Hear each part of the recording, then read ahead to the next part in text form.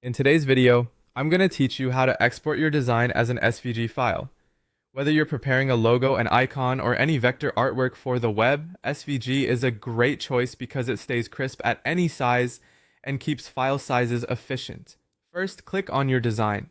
Make sure the exact layer, group, or frame you want to export is selected. If your design has multiple elements, you may want to select the top-level container to capture everything at once. You'll usually see a highlight or selection outline when it's active, which confirms you're working on the right thing. Next, go to the right side of your editor window. This is typically where the properties or inspector panel lives. You'll find details like position, size, appearance, and most importantly for us, export controls. If your panel is collapsed, expand it so you can see all the options clearly.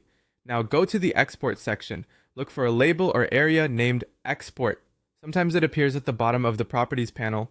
If it's minimized, click to reveal its contents. This section is dedicated to turning your selected design into a downloadable file.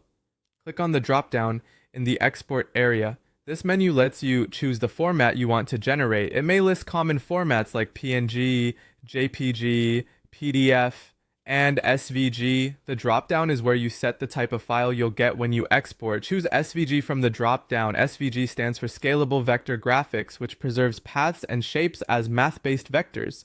That means your design will look sharp on any screen and can be scaled without losing quality. If you see other options in the same menu, remember that PNG and JPG are raster formats, while SVG is the vector-friendly one we want.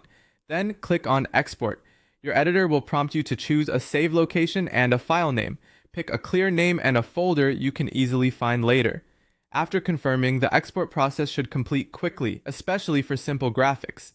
Finally, open the file. Double-clicking the SVG will usually open it in your default web browser, where you can preview how it looks. You can also open it in a vector editor if you'd like to inspect the paths. If you happen to see code when opening it in a text editor, that's normal. SVGs are XML files under the hood. And that's it. You clicked your design, went to the right side, navigated to export, chose SVG from the drop-down, exported, and opened the file to confirm everything looks perfect.